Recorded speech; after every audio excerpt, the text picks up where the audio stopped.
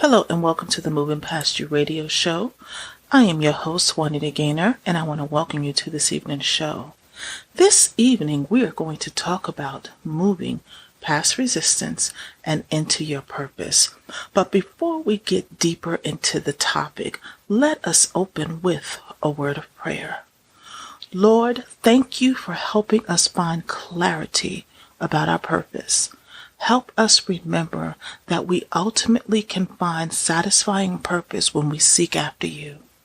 Lord, as we work to understand our purpose more fully, I pray that your joy would be present. I pray for grace and wisdom. Help us long to serve you above ourselves, even above others. Help us walk daily in independence of you. In your Son's precious and most holy name, amen. Now, tonight's show is really going to be focused on the 7 scriptures overall that this will be focused on, but our primary scripture is going to come from Jeremiah 29:11. All scriptures on this evening will be read from the New Living Translation Bible. However, there's other translations, whatever works for you. Absolutely. But it says, I know the plans I have for you, saith the Lord. There are plans for good and not for disaster, to give you a future and a hope.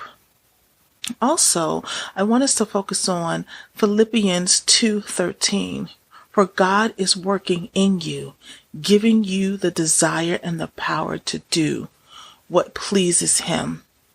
And finally, Romans 8:28, for we know what God causes everything to work together for the good of those who love God and are called according to his purpose for them.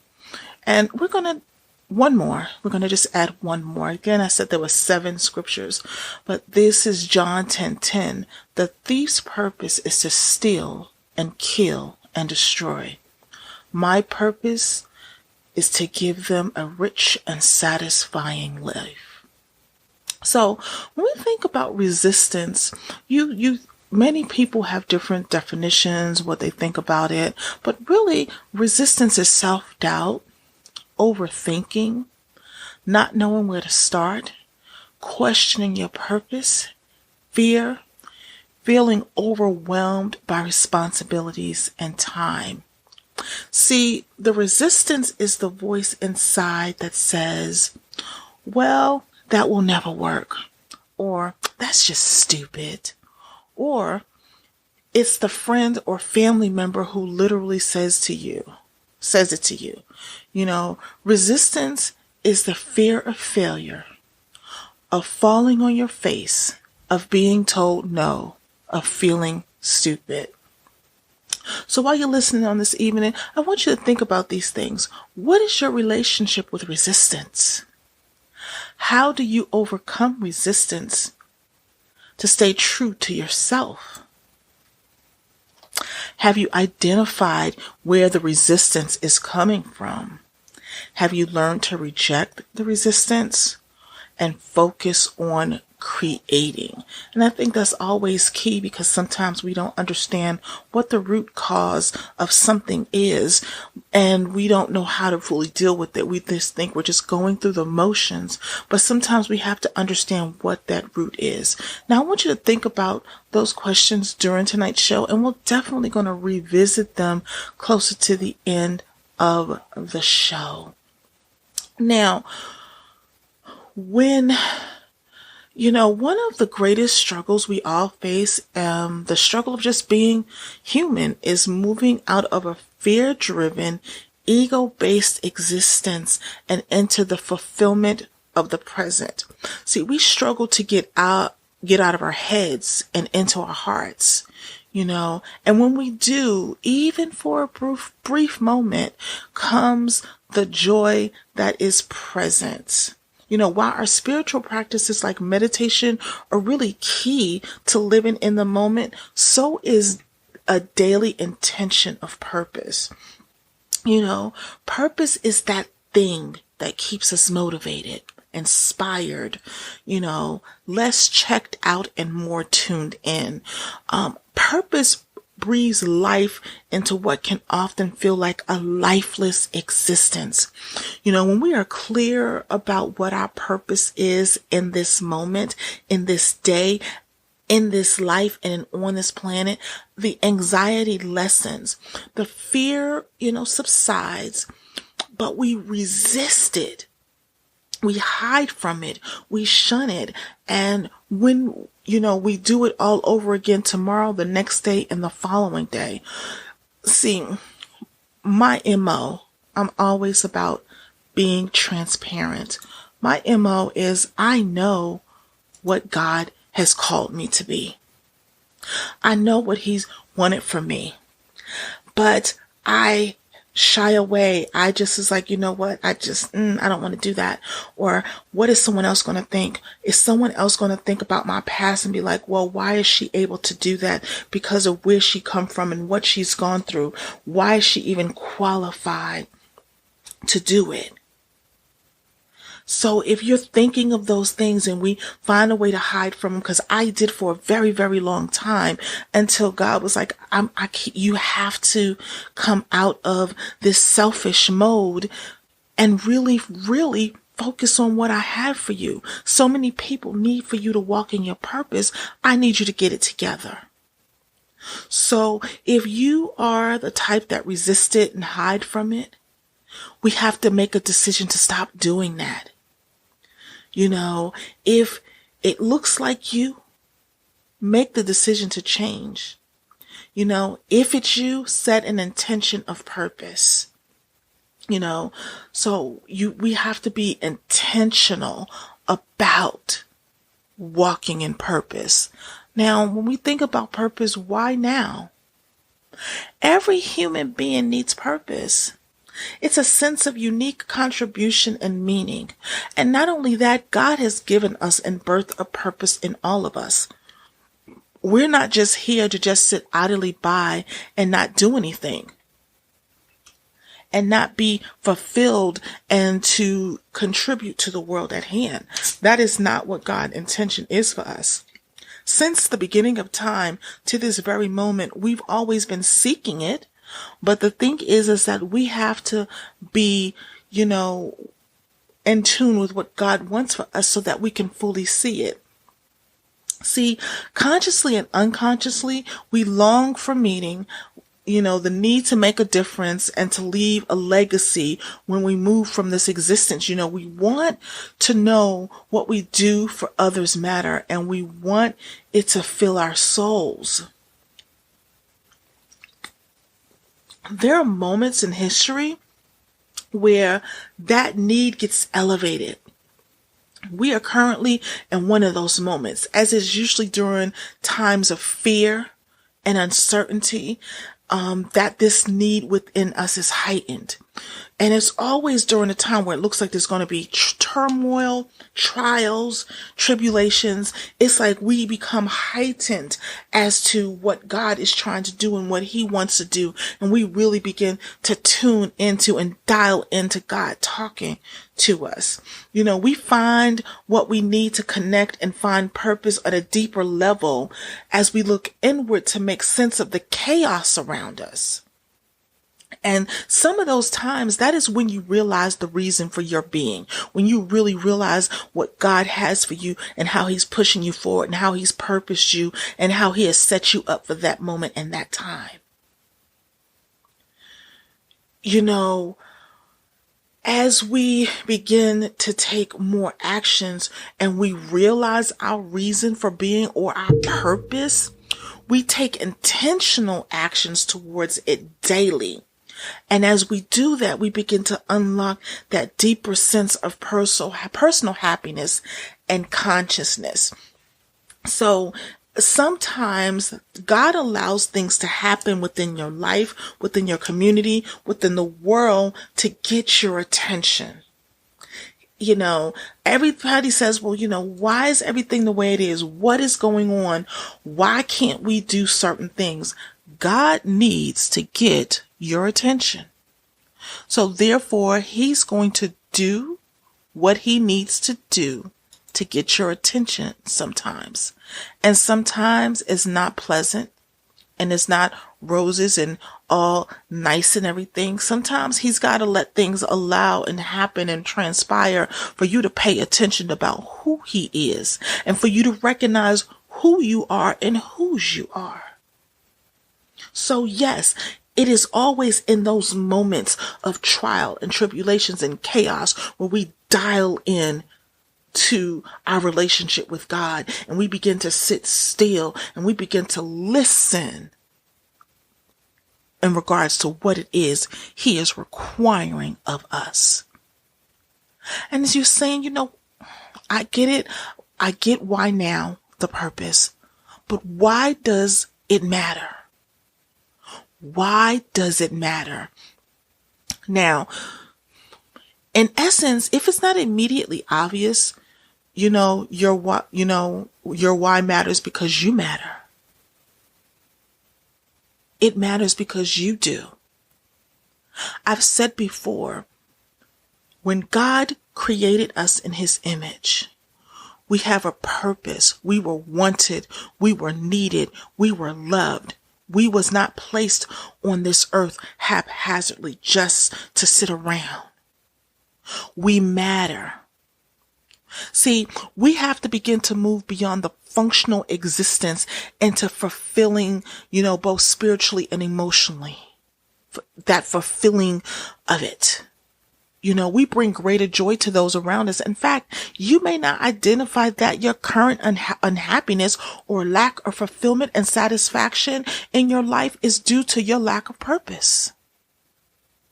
When we lack purpose in our lives, we become anxious, depressed, fearful, and even angry. So let me break that down to you. We become anxious. You get to the point where you begin to wonder where your life is going. Why isn't it gone this way? What is your future holding? I haven't been able to accomplish this, and I haven't been able to do that, and I didn't get this degree, and I didn't get this raise, and I didn't get this certification, or I don't have, this relationship, and I don't have the 2.5 kids and the house and the white picket fence that I thought I was going to have at this time in my life. That's what anxious is. Because you're scattered. Depression. Because I suffer from it, I know what it feels like. Because now with the anxiousness comes, okay, I must not be worthy to have anything better than what I have right now. I must not deserve anything better than this. So therefore, you begin to doubt yourself and feel bad and think down on yourself, and you begin to close into yourself. So therefore, nothing of the light can get in to lighten and build you. So you become depressed, and that depression leads to being fearful, because depression leads you into a darkness. And when you can't see light, you become scared. And then that fear turns to utter anger. And not because you didn't do what you were supposed to do. You become angry with God.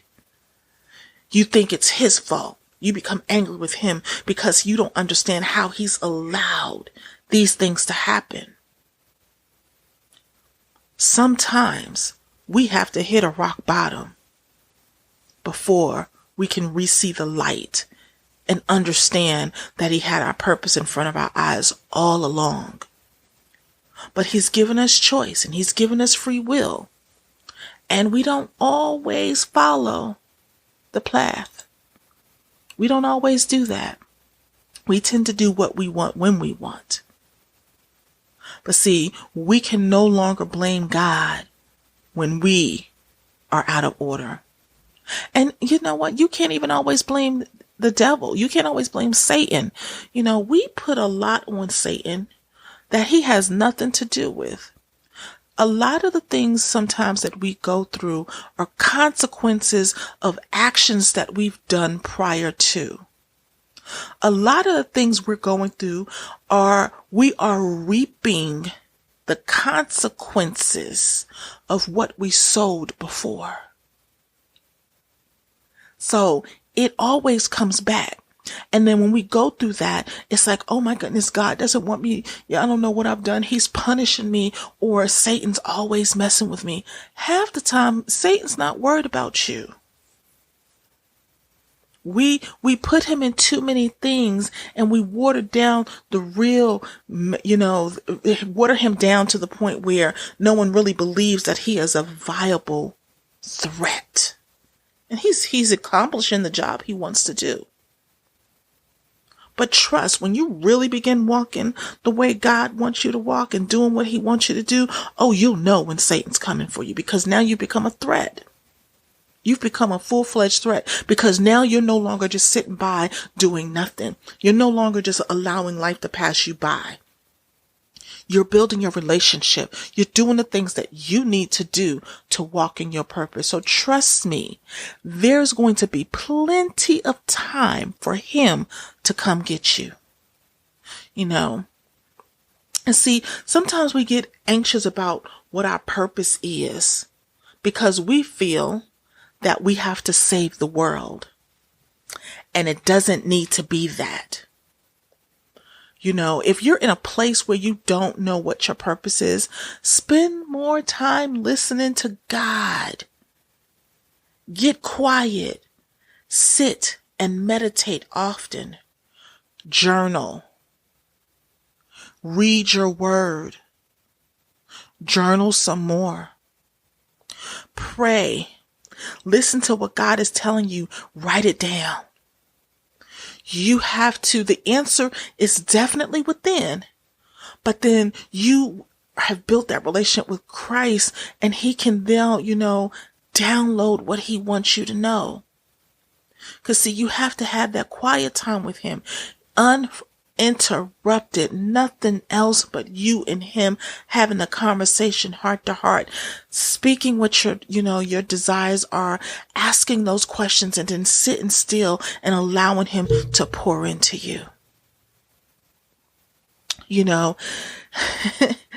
The answer's there, but you have to be quiet enough and still enough to hear it. Because see, God doesn't talk in these big boom, loud voices. He talks in a very still voice, subtle, that you can easily miss if you're not in tune with him. In fact, the more you wake up, evolve, and become more conscious, you'll find out that your purpose will expand and grow. At first, you might learn that you're no longer complacent with work. And that doesn't challenge you or speak to your soul. Or as you get even more quiet, you might find deep satisfaction in work that was once boring, as you connect to the part of yourself that wants to serve.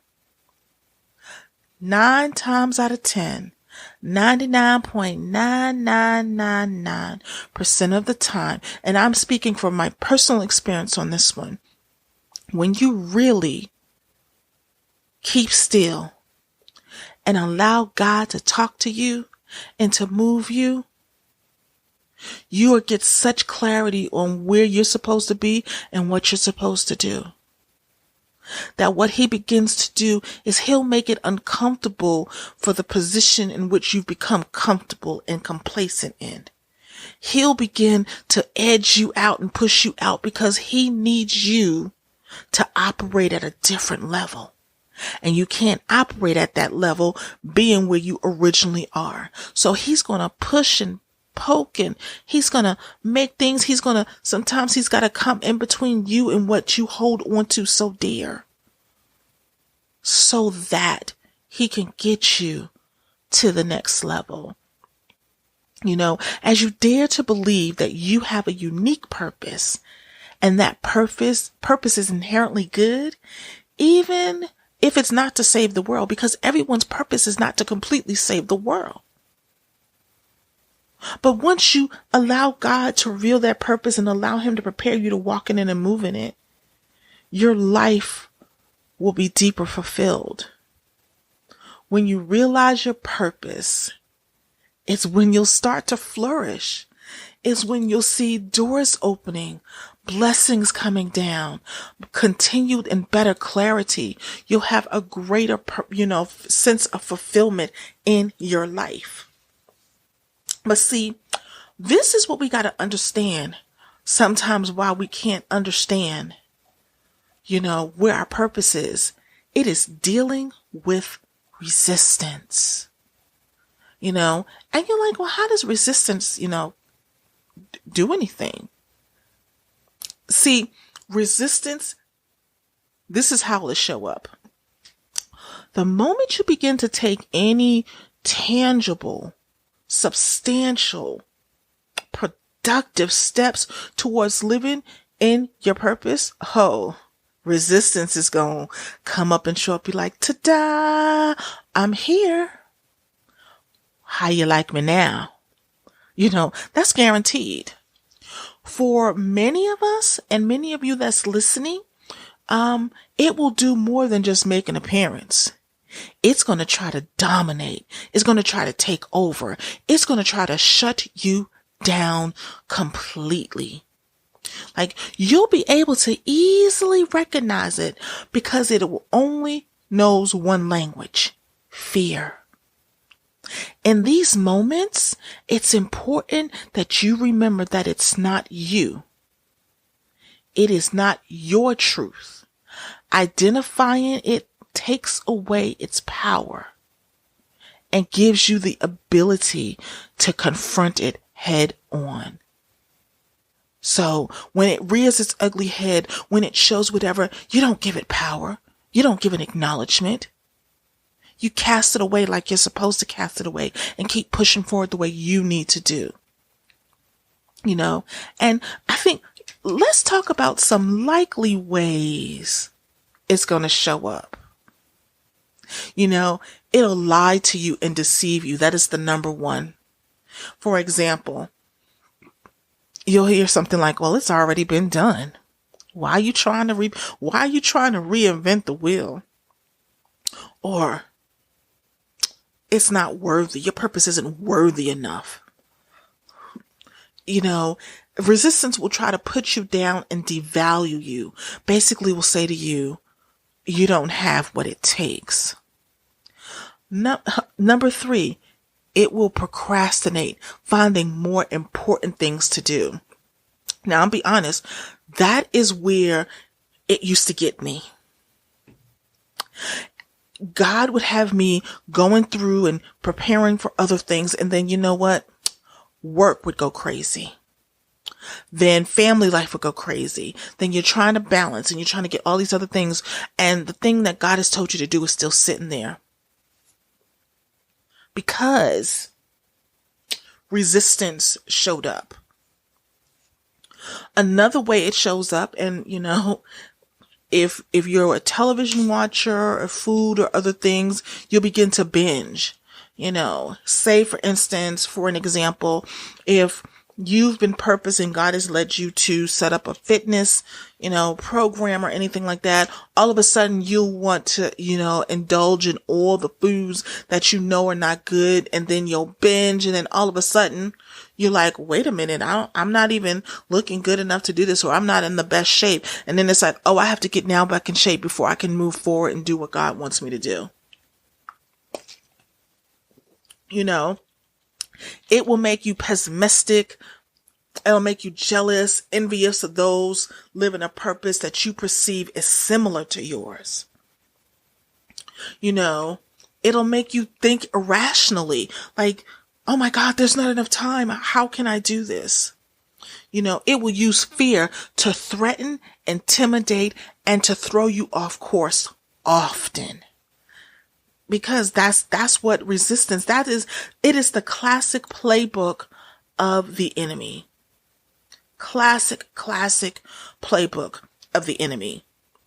Because if he can do any of those things, if he can stop you in your tracks from doing what God needs you to do, he's become successful. And many people don't understand why he's so successful. Because he enjoys what he does. He loves bringing destruction. He loves bringing pain. He loves bringing drama. He loves bringing confusion. Like every day, he enjoys his job. Now, if we took delight in God and delight in our purpose and delight in the walk, the way that the enemy takes delight in destruction, imagine the power we would have. Imagine the strongholds we could take down. But because we're human, we sometimes yield to those old feelings, those old hurts, and those old pains. And trust me, you're not the only one. I have definitely done so as well. But you know what? This is the time to do better. So how can we live in our purpose?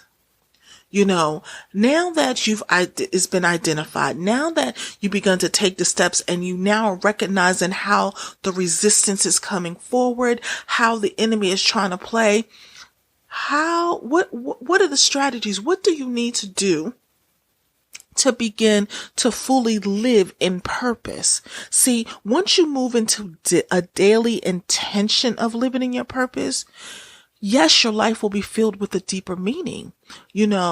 Here's some strategies we'll just talk about that work no matter where you are currently in your own purpose journey.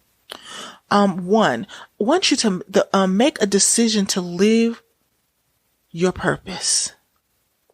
This is very, very important. Live your purpose now.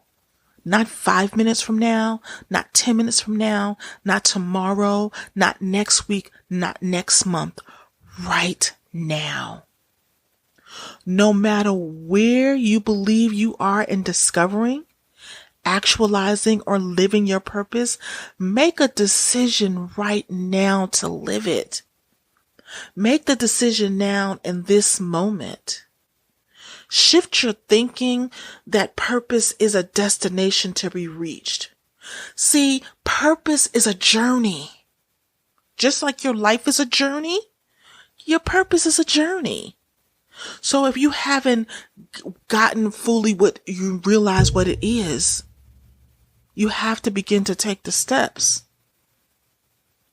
You're still living in purpose because you've made a decision to live your life of purpose. In that journey, you're currently in the discovery phase. No matter where you are in your purpose journey, each day, make a decision to set the intention to actively and fully live it. Secondly, be honest about your why. You know what your purpose is now, and you have always known it. You know what excites you. You know what fulfills you and makes you happy. Your purpose is your soul's deepest wish and desires. Because we both have a soul and an ego, many of us hide from our purpose because our egos don't want us to be happy. But we know what our purpose is. Whatever that deepest, often scariest desire is a clue into our purpose.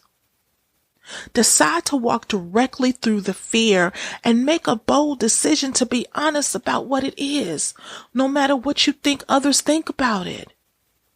Revisit that honesty regularly and continually, and it's a continually important step in the purpose journey. Now, that was one of the hardest things for me. I knew my purpose. I knew.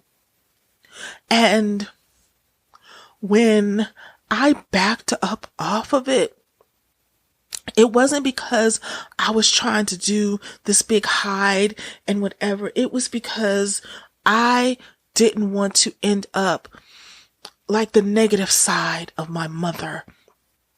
Even though, God, she was just an amazing singer and she could just minister through song, but all I could ever identify with was the bad, was the abuse, was the drugs, was everything that was just bad. But that wasn't her soul and that wasn't her essence. So therefore, when God called me to minister in the same area that he had her in, I started out for a while, but then I backed off because I was like, my fear was I was going to become like her. And I didn't mean the good part. I embodied the bad. But as I've grown in healing, as I have continued on my journey, I no longer run from that. Because it's who I am. It's what I'm about. It's my DNA. It's what God has purposely set me for. It is what my ministry is. It is what my purpose is. It is what my goal is. So I had to stop hiding from it. Because in hiding from it, I was squashing a part of my soul, a part of my being.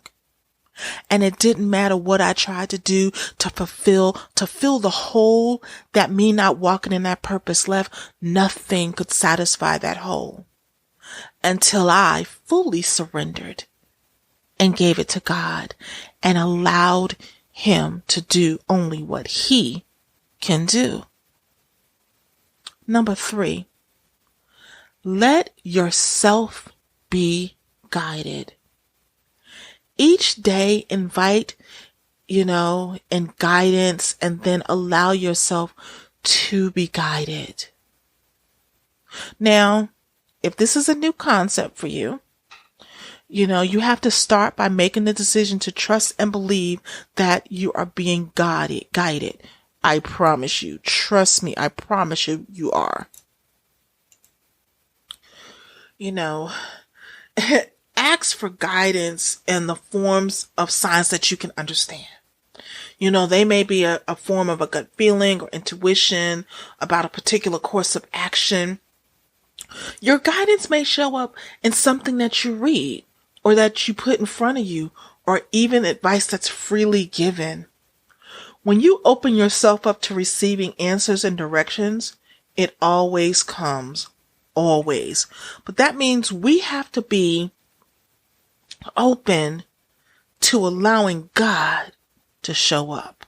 See, in order for us to be guided, we cannot be so, bent on what our plans are. We have to be flexible and allow it to bend and measure. We have to be willing to give up what we thought was a way to do it, to allow God to impart the best way to do it. We can't just be so saying, you know what, this is what I think, this is what I want, this is how I want it to go, and I can't see anything else. I guarantee you, anytime that you have placed your life out, laid it all on the line, and did all of these things, it never pans out that way. Never. So you have to be flexible. You have to be open and willing and amenable to God's will. Because what you think is your path may not necessarily be it. Even when he's giving you a directive, he may have to call an audible. Yes, it's football season, so I will use football terms. Many times when God switches things on you, he sees a full blitz coming. And so therefore he calls an audible so that the play can be changed in the middle of the play. And sometimes because we are so bent on doing the play the way it was exactly taught, we don't listen to the audible, and then we get blitzed. We get taken down, chopped below the knees and, just completely taken out, and we're wondering what happened. It's because we didn't listen to the audible. We were so busy on what we thought or how we felt it should have went or what the original plan was that you wasn't able to make the adjustment. And then Satan was able to do the blitz. He was able to steamroll. So remember to always be flexible so that God can guide you in the way that needs to happen. Number 4, I want you to seek hope and to embrace failure. Yeah, you heard that right. Purpose is fueled by hope, belief, and faith. Don't seek to hold on to hope. Seek to intensify your hope each day through affirming your purpose and any dreams that are tied to it. Know that no matter what is going on or showing up around you, your purpose is real. It's alive. It's happening in this moment. When something that you perceive as failure happens, and trust me, you want it to. I want you to embrace it. What you perceive as failure is often a must in your journey. And as your journey will continually evolve and deepen, you're going to see plenty of failures. Failures sometimes happen because it makes you readjust. It makes you reevaluate. It makes you step back, because sometimes failure has happened because we ourselves have gotten off course. And we've decided that we are going to do what we want to do and how we want to do it. Sometimes failure happens because, again, God saw that blitz and he called an audible. And what you perceive as a failure is something that had to happen so that you didn't get destroyed. So you must embrace that failure, because it's in those failures that you're going to learn the greatest lessons. Every successful person had to deal with failures. They had more failures than they could count. But it's in those failures that they learned what worked, what didn't work, who to reach, who not to reach, how to evolve, what needed to happen, what people truly wanted, what you as the person truly needed. So embrace failure, because it is the best weapon to help you along your purpose journey. Again, remember to embrace your failure. Number 5, notice and then quiet, then shuts down the resistance that lies within you. See, your ego-based resistance will speak to you through fear. In fact, it will scream at you from the highest frequencies of fear because it does not want you to change. It wants you to keep things the same. It wants to keep the status quo. It doesn't want to grow. It doesn't want to evolve. It doesn't want to remove from the same things that it's used to. Because see, your ego doesn't understand that for you to change and to grow is beneficial. See, ego is selfish. It doesn't want to share you. It doesn't want to share your mind, your heart, your soul, your body. It wants you all for itself. It wants you to be about me, myself, and I. And that is where you have to put that in check. It wants to keep things always the same. See, learning to identify and to then ignore your ego is a critical muscle to exercise. See, the goal is to take actions based on your soul's inner guidance, not your ego. See, in other words, make decisions that are anchored in love, not fear. And, to set daily intentions to notice your ego voice, to hear it. Then as you begin to observe it, take a moment to pause. And in that moment of observation, reaffirm your truth. Now see, I didn't say completely ignore You have to know what it is. You have to be able to identify it. You have to know how it walks, how it talks, how it moves, how it shakes, how it bakes.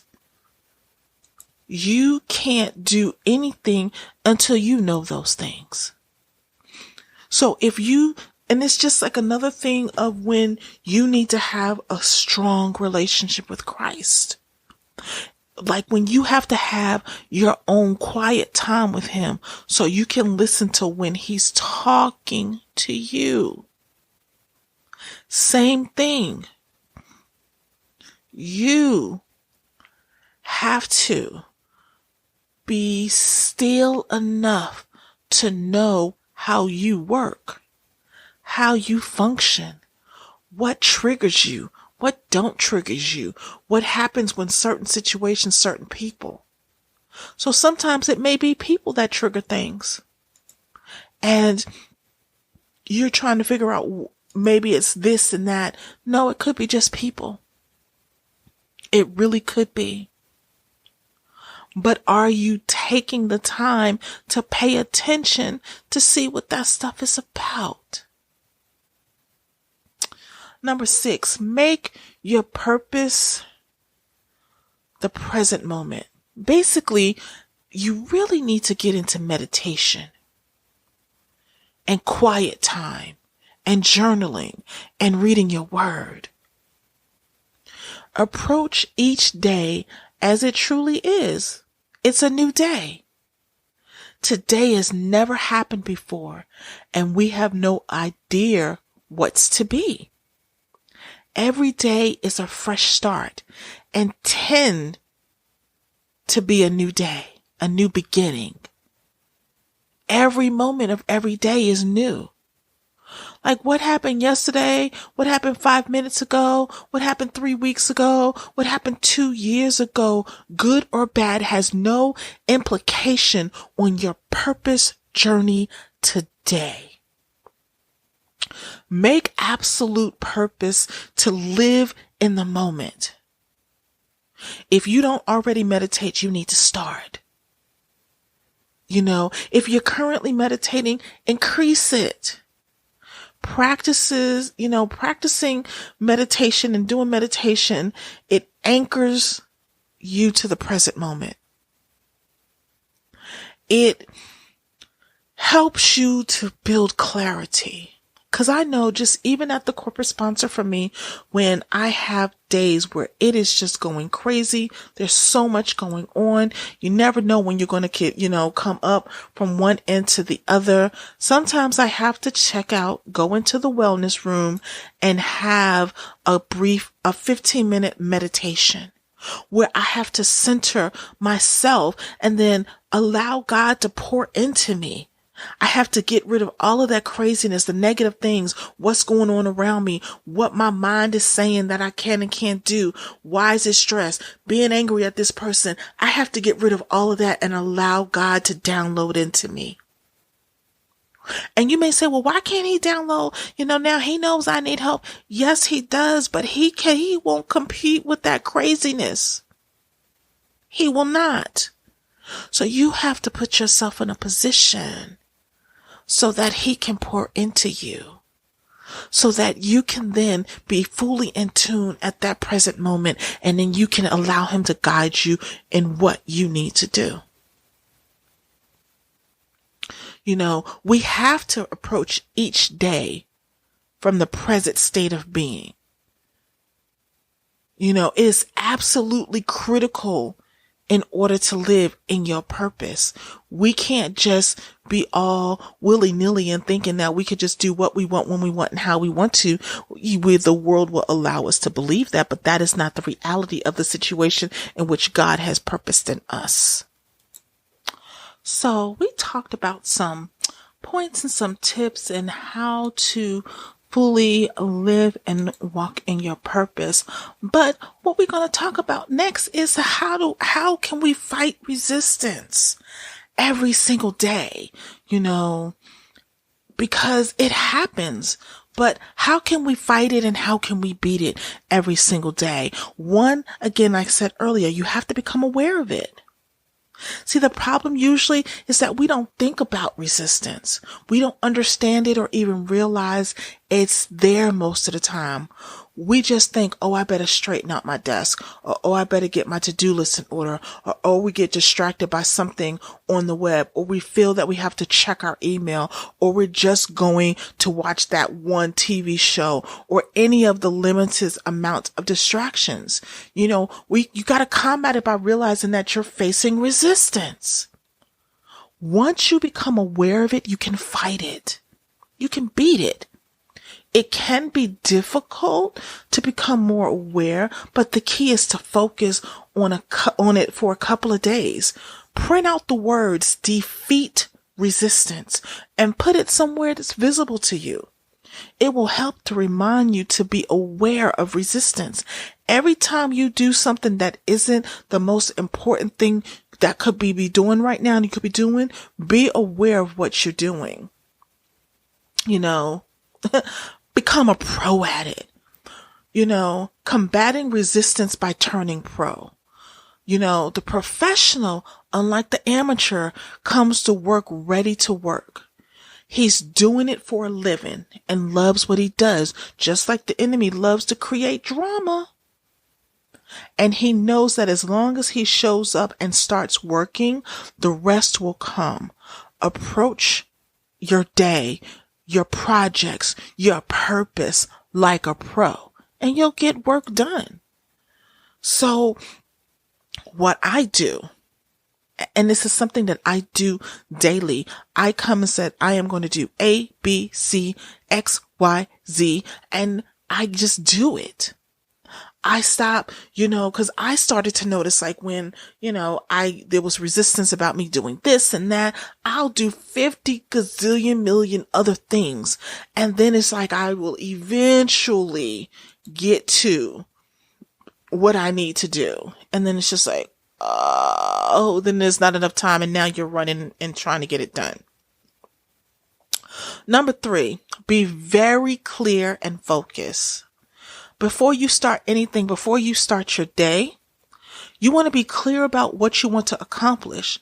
Number 1, you start out in prayer and meditation and quiet time. That is the first thing that you do to start out your day, so that therefore you can be aligned. You can put on the full armor of God and be prepared to go out there and face the day. And then once you've done that and you've gotten your mindset, say, okay, Lord, what do I need to accomplish for the corporate sponsor today? Or what projects do I need to do today?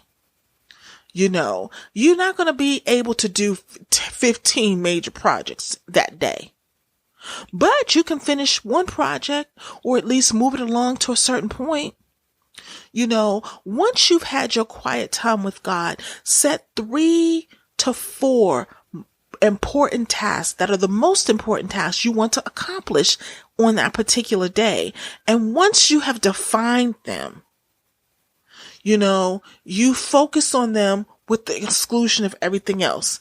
At least on your prime time at work, or whether it's at work or your office, housework, whatever it is, you focus on those things that you have set out. Again, be flexible for God to interrupt, because he may interrupt you for a reason. So be flexible in doing so.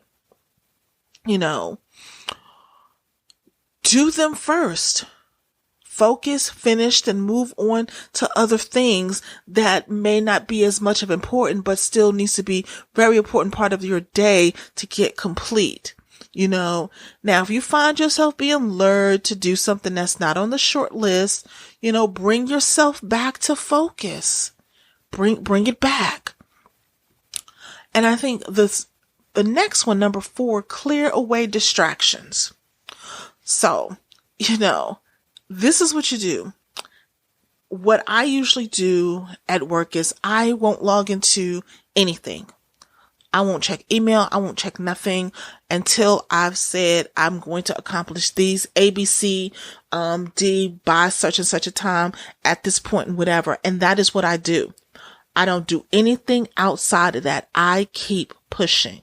So what I'll do is I'll also tell coworkers, hey, I'm not available until 12 or 1. And you know what? They don't bother me because they themselves have so much going on. So close those instant messenger programs, close, any excess thing that does not have to be work related. Also, you can turn off your notifications for email, your work email, so that you don't see those little pop-ups all the time. And then you could be in the middle of something and you see a pop-up. So now you itching to get and see what the email is about. Been there, done that.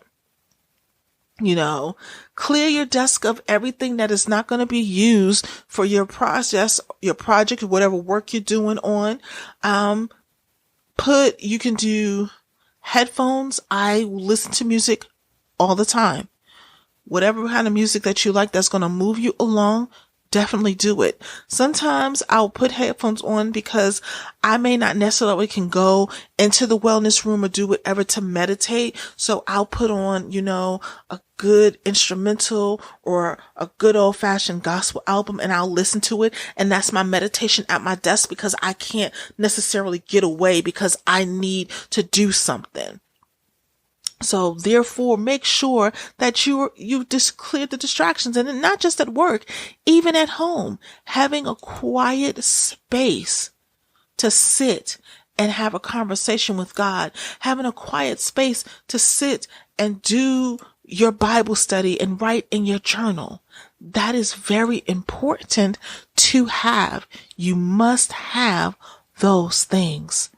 Number 5, have a set time and a set place.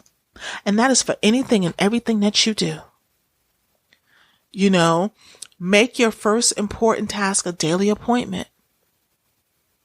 For me, that is, for work, it's auditing files, making sure I have everything in place so that I can process things properly. At home, that is reading my Bible and having prayer time.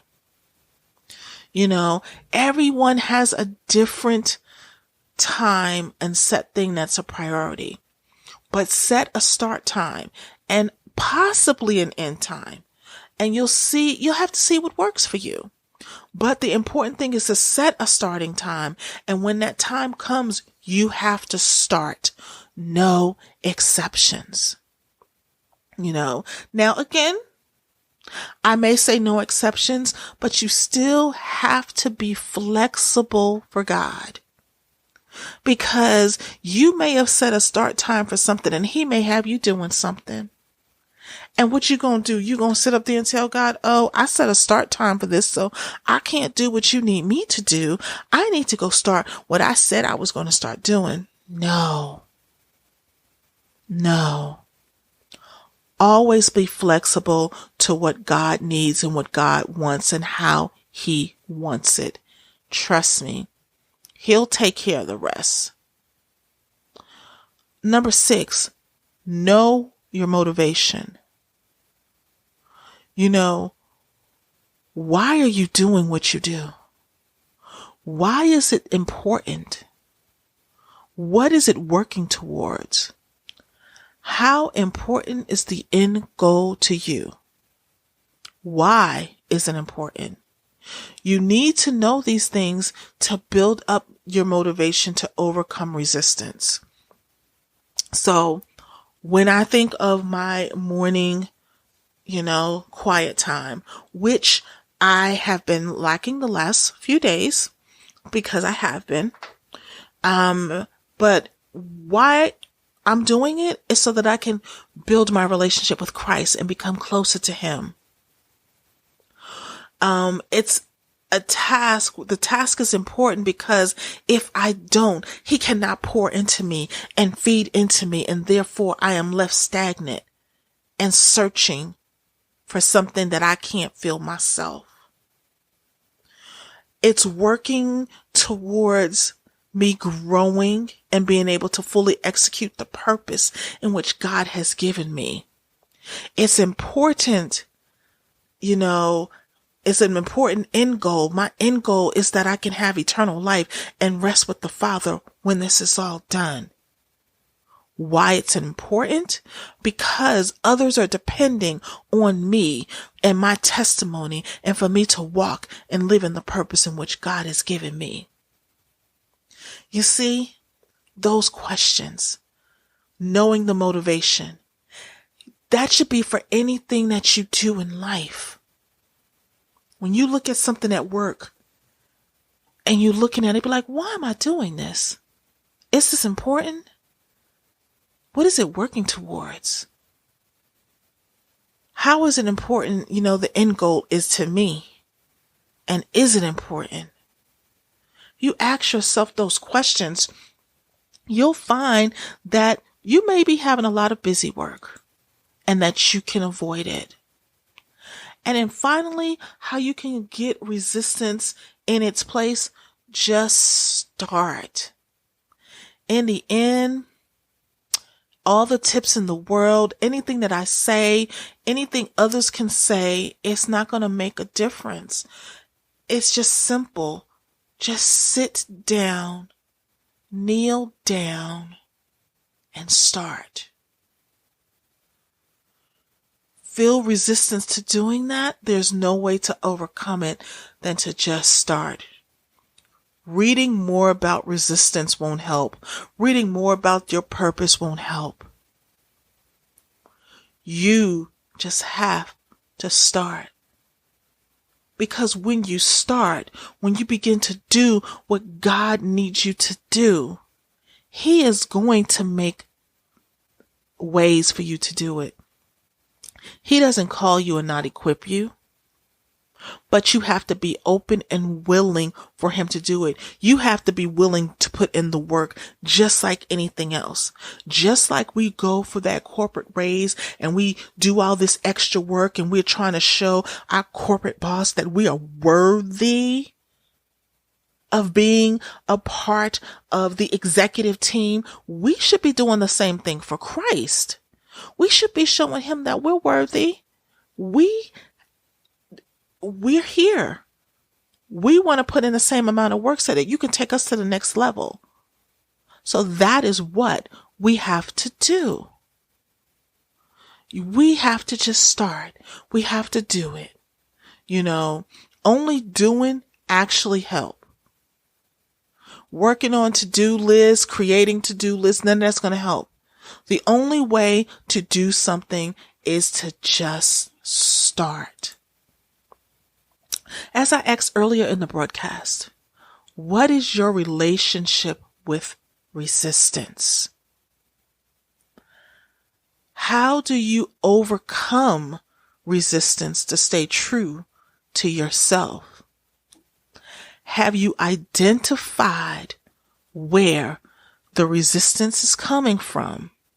And have you learned to reject resistance and focus on creating the things that God has given you to do? Resistance, it's there. It's going to always be there. But we have to allow Him to guide us so that we can go further and higher, so that we can live in our purpose, so that we can be the light and the building block for someone else to come up and know that they can definitely do all things through Christ that strengthens them. So again, you can fight resistance because your purpose is necessary and it is everything. You have to start your purpose journey. And by starting your purpose journey, that means you have to get down to the nitty-gritty of what drives your resistance. What keeps it in motion? What keeps it at the forefront to keep you from operating outside of the purpose in which God has for you? Reject the resistance, and all will work out for His glory. I want to thank you for joining us this evening and listening to us on the Moving Past You radio show. Be sure to visit us on Facebook. Just search for Moving Past You. You can join the conversation, access show notes, and get fantastic bonus content. You can also subscribe to the show on iTunes or Spotify. Just search for Moving Past You. And always remember to be kind in your word, in your thought, and in your deed. Be blessed. Have an amazing evening. And we will definitely talk on next week. Good night.